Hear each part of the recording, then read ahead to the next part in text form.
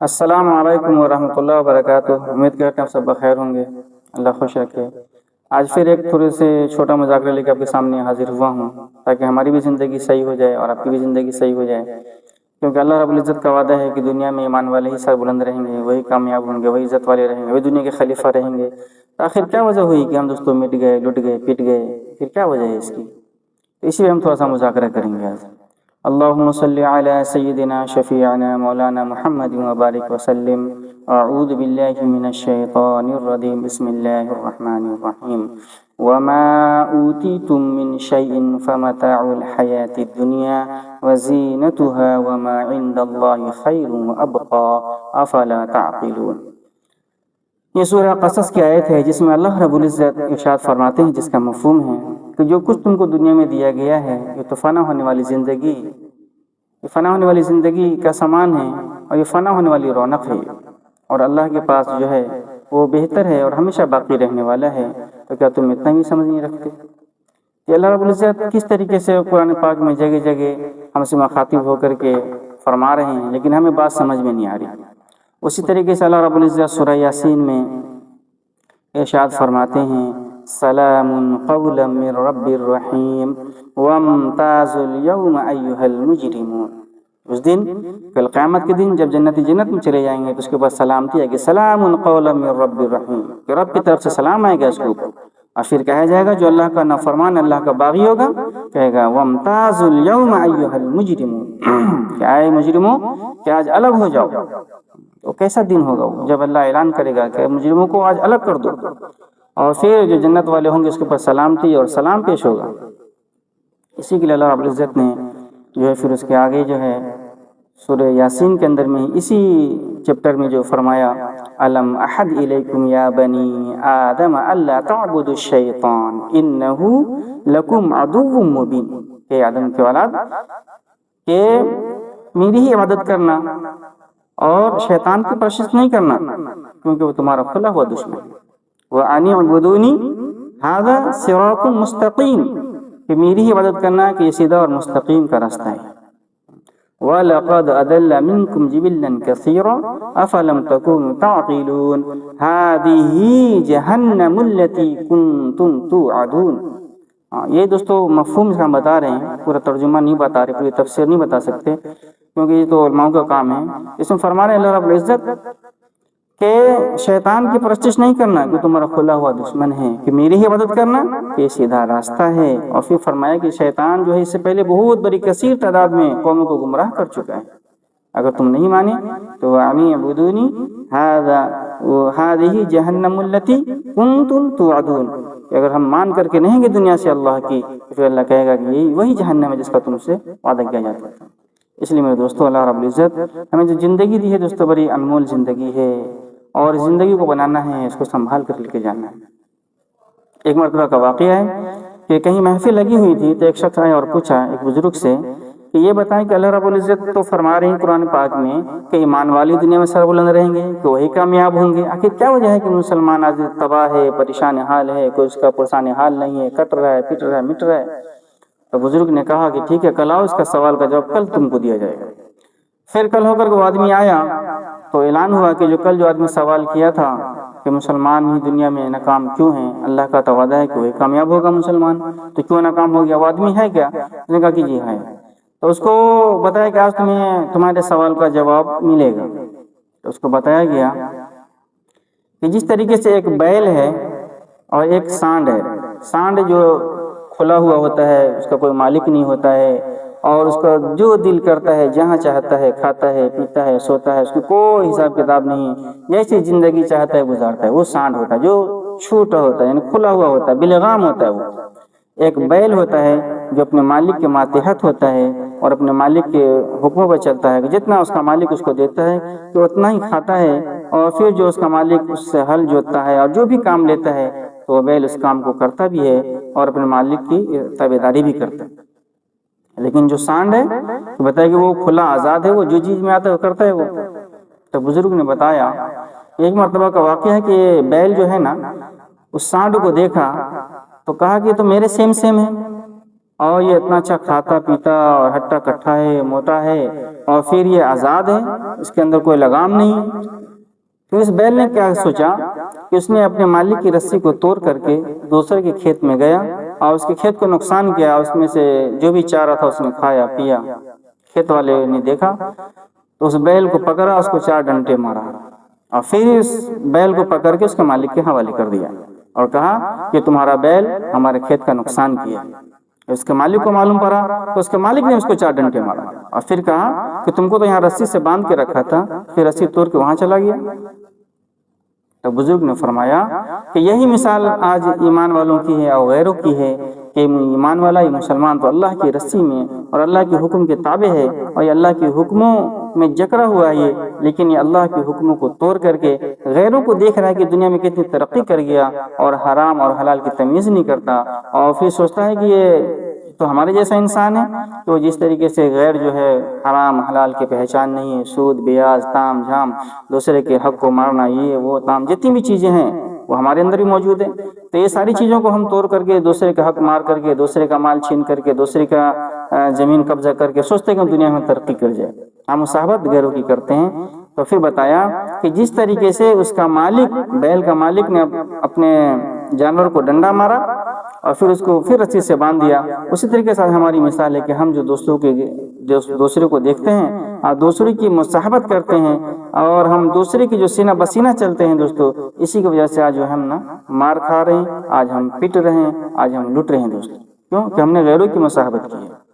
جس طریقے سے یہ بیل اپنے مالک کی رسی کو توڑ کے دوسرے کا کھیت کھایا تو اس کا مالک بھی مارا اور اس کھیت والے نے بھی مارا، اسی طریقے سے آج ہم غیروں کے طریقے پہ چل رہے ہیں، اللہ اور اللہ کے رسول کے طریقے کو نہیں اپنا رہے ہیں، تو آج ہمارے اوپر اللہ کی بھی مار پڑ رہی ہے اور پھر ہمارے اوپر غیروں کی بھی مار پڑ رہی ہے۔ اگر ہم چاہتے ہیں کہ دنیا کے اندر ہم ترقی پا جائیں، اگر ہم چاہتے ہیں کہ دنیا میں ہم کامیاب ہو جائیں اور پھر آخرت میں ہم کامیاب ہو جائیں، تو پھر اللہ کی رسی کی مضبوطی سے تھامے رکھنا۔ جس طریقے سے اس بیل کا مالک وہ دن بھر محنت کرتا ہے اور جتنا اس کا مالک دیتا ہے اس کو کھاتا ہے، پھر اسی پہ وہ اپنا صبر کرتا ہے اور پھر وہ کل ہو کے پھر کام پہ چلا جاتا ہے، اسی طریقے سے ہمیں بھی جو میرا رب، میں پالنے والا خالق مالک جو ہم کو دے رہا ہے اس پہ شکر ادا کرنا ہے اور اسی پہ اکتفا کرنا ہے، غیروں کی مصاحبت نہیں کرنا ہے، حرام نہیں کھانا ہے، بیاج نہیں لینا ہے اور کم نہیں توڑنا ہے دوستو۔ اگر ہم اللہ کے حکم کے تابع ہو کر کے زندگی گزاریں گے، اللہ کی رسی کو مضبوطی سے تھامے رہیں گے، تو اللہ رب العزت ہمیں دنیا میں عزت دے گا، اللہ ہمیں موت کے بعد عزت دے گا دوستو۔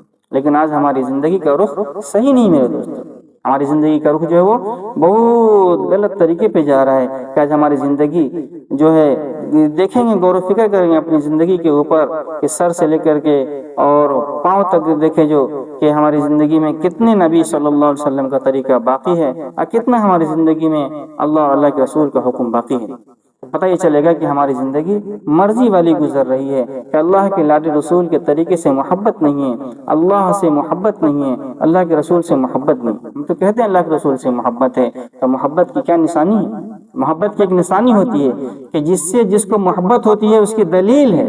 اس کی دلیل ہوتی ہے کہ اس سے محبت ہے فلاں کو۔ بتایا کہ جس سے محبت ہوتی ہے اس کے گھر سے، اس کے دور و دیوار سے، بتایا کہ اس کے کتے سے بھی محبت ہوتی ہے۔ ہمیں اللہ اور اللہ کے رسول سے محبت ہے اور ہمیں اللہ کے سامنے جھکنے میں شرم محسوس ہوتی ہے۔ آج ہمیں اللہ کے رسول سے ہم کہتے ہیں محبت ہے، آج اللہ کے نبی صلی اللہ علیہ وسلم کے طریقے کو اپنانے میں ہمیں شرم محسوس ہوتی ہے، سر پہ ٹوپی رکھنے میں، چہرے پہ داڑھی سجانے میں اور جتنے بھی طریقے ہیں اس سارے کو اپنانے میں ہمیں شرم محسوس ہوتی ہے، اور ہم کہتے ہیں کہ ہم کو تو اللہ کے رسول سے محبت ہے۔ ہم تو اپنی صبح فجر کی نماز جو اپنے بستروں پہ سوئے رہتے ہیں اور اللہ کے حکم کو پورا نہیں کرتے اور کہتے ہیں کہ ہم کو اللہ سے محبت ہے۔ کیسی محبت ہے یہ؟ محبت کی نشانی ہے جس کو بیوی سے محبت ہے، جس کو اپنے دوست سے محبت ہے، اپنے گھر والوں سے محبت ہے، روزانہ فون کرتا ہے لوگ اپنی بیوی کو، اپنے بچے کو، اور اس کا خیر خبر حال احوال پوچھتا ہے۔ آج اللہ سے محبت ہے تو کہ اللہ کے گھر میں جانے میں شرم محسوس ہوتی ہے ہمیں، اللہ کے سامنے جھکنے میں شرم محسوس ہوتی ہے ہمیں، تو بتایا کہ یہ محبت کی نشانی نہیں ہے۔ محبت کی نشانی جو ہوتی ہے انسان ظاہر کرتا ہے کہ اگر اللہ کے رسول سے محبت ہے، بتایا کہ اس کو اظہار کرنا پڑے گا، دل میں سوچنے سے نہیں ہوتا کہ یہ ہم کو تو محبت ہے اللہ کے رسول سے۔ بتایا کہ محبت کی ایک نشانی، کیا نشانی ہے دوستوں؟ بتایا کہ محبت کی نشانی ہے کہ اللہ کے نبی صلی اللہ علیہ وسلم کے ہر ایک سنت کو اپنی زندگی میں اتارنے کی کوشش کریں، کہ بتایا کہ سونے سے لے کر کے، کھانے سے لے کر کے، بیت الخلاء کے اندر جانا اور نہانا اور بنانا، بتایا زندگی کے جتنے بھی کام ہیں سب اللہ کے نبی صلی اللہ علیہ وسلم کے طریقے پہ ہو تو بتائیے دوستو یہ ہمیں اللہ کے نبی صلی اللہ علیہ وسلم سے محبت ہے۔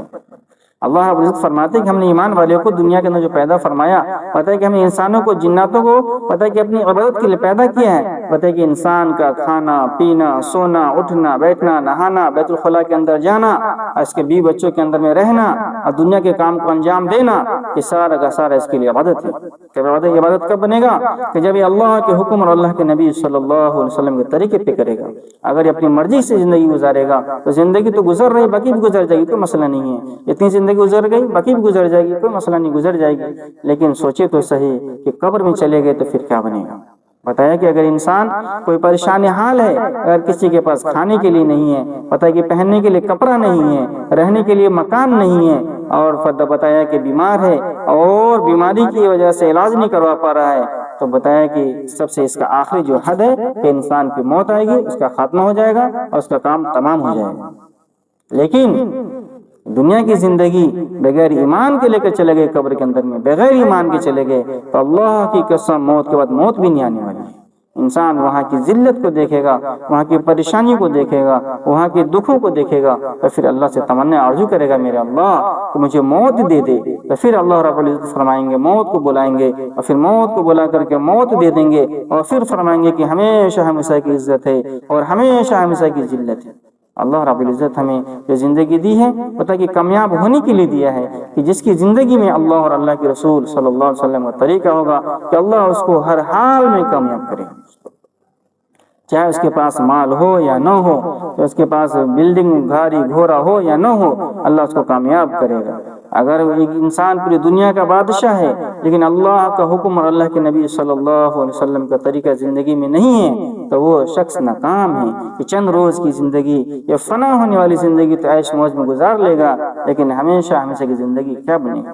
کیونکہ اللہ رب العزت نے جب جنت کو بنایا تو حضرت جبریل علیہ السلام سے فرمایا کہ جا کر جنت کو دیکھو، تو جبریل علیہ السلام گئے اور جنت کو دیکھ کر کے آئے تو کہا یا اللہ آپ کی عزت کی قسم کہ جو اس کو بارے میں سنے گا وہ کوئی بھی اس میں آنے سے نہیں بچ سکے گا، کہ ہر کوئی اس میں آنے کی تمنا اور آرزو کرے گا۔ اللہ رب العزت نے جنت کے اوپر جو پردہ ڈال دیا کہ نماز روزہ حج زکوٰۃ اور یہ اسلام کے جتنے بھی احکام ہیں، اللہ رب العزت نے سارے احکام کا پردہ جنت کے اوپر ڈال دیا۔ پھر فرمایا جبرائیل کہ اب جاؤ جنت کو دیکھ کر کے آؤ۔ پھر جبریل علیہ السلام گئے اور پھر جنت کو دیکھ کر کے آئے تو فرمایا کہ اللہ مجھے تو اب ڈر ہے کہ اس میں کوئی جا ہی نہیں پائے گا۔ پھر اللہ رب العزت نے جہنم کو بنایا تو حضرت جبریل علیہ السلام سے حکم ہوا کہ جبرائیل جا کر کے جہنم کو دیکھو، تو جا کر جہنم میں جا کر جب دیکھا وہاں کی تکلیفوں کو، وہاں کی مصائب کو، وہاں کی پریشانیوں کو دیکھا تو آ کر کہا یا اللہ آپ کی عزت کی قسم کی جو اس کے بارے میں سنے گا کوئی بھی اس میں آنے کی کوشش نہیں کرے گا، ہر کوئی اس سے بچے گا۔ پھر اللہ رب العزت نے اس کے اوپر پردہ ڈال دیا کہ نماز کا نہ پڑھنا، زکوٰۃ کا ادا نہ کرنا، حج نہ کرنا، اور بتایا کہ اسلام کے احکام کو پورا نہ کرنا، بتایا کہ رشتہ داری کو نہ جوڑنا، یعنی کہ سارے بھی جتنے بھی خیر کے کام ہیں اللہ رب العزت نے وہ سارے کا پردہ جو جہنم کے اوپر ڈال دیا۔ پھر یعنی کہ جتنے بھی شر کا پردہ ہے نا وہ سب اس کے اوپر ڈال دیا کہ اللہ کی نافرمانی، پھر نمازوں کا نہ پڑھنا، زکوٰۃ کا ادا نہ کرنا، حج نہ کرنا، کم تولنا، بیاج کھانا، سود کھانا، ان ساری چیزوں کا پردہ ہے جو وہ جہنم کے اوپر ڈال دیا۔ پھر جبریل علیہ السلام کو حکم ہوا کہ اب جا کر کے جہنم کو دیکھو، تو جبریل علیہ السلام جب جا کر دیکھا تو کہا اللہ رب العزت کہ اب تو مجھے ڈر ہے کہ کوئی بھی اس سے بچ ہی نہیں پائے گا۔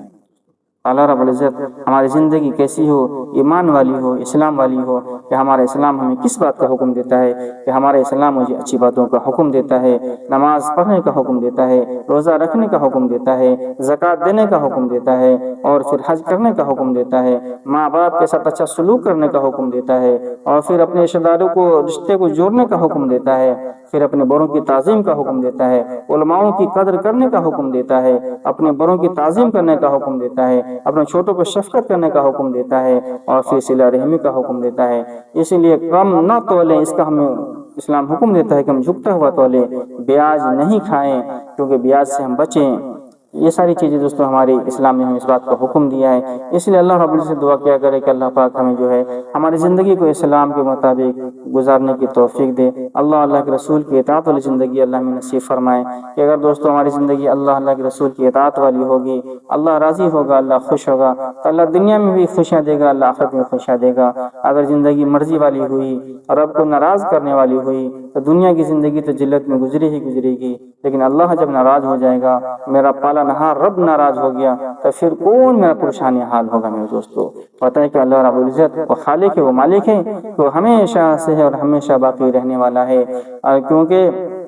دنیا کی ہر ایک چیز ختم ہونے والی ہے، دنیا کی ہر ایک چیز فنا ہونے والی ہے، لیکن اللہ رب العزت ہمیشہ سے ہمیشہ باقی رہنے والا ہے، کیونکہ وہ اللہ ہے کہ وہ اللہ سب کو کھلاتے ہیں، وہ کھانے سے پاک ہے، کہ وہ اللہ سب کو پیدا کرتے ہیں، وہ خود پیدا ہونے سے پاک ہے، کہ وہ اللہ سب کو مارتے ہیں، خود موت سے پاک ہے۔ تو ہم نے ایسے پاک رب کو رب مانا ہے جو تمام عیبوں سے پاک ہے، اس لیے اپنے رب کی عظمت کو دل میں بیٹھاؤ، اپنے رب کی پاکی کو بیان کرو، اللہ کے آگے جھکنے کی اللہ سے توفیق مانگو۔ اگر اللہ سے توفیق نہیں مانگیں گے، اللہ سے طلب نہیں کریں گے تو اللہ کو ہماری کوئی ضرورت نہیں ہے۔ اللہ الصمد کہ اللہ تمام چیزوں سے بے نیاز ہے دوستو، اس لیے اللہ رب العزت سے دعا کیا کرے کہ اللہ رب العزت ہمیں بھی نیک عمل کی توفیق دے، اللہ ہمیں بھی دین پر استقامت دے، اور اللہ خاتمہ بالخیر کرے، اور اللہ موت کے ٹائم زبان پہ کلمہ لا الہ الا اللہ جاری فرما دے۔ اگر کلمے والی موت آ گئی تو ہمیشہ ہم سے کی عزت ہے دوستو۔ اس کے ساتھ میں اپنی بات کو ختم کرتا ہوں، آپ سے دعاؤں کی درخواست ہے،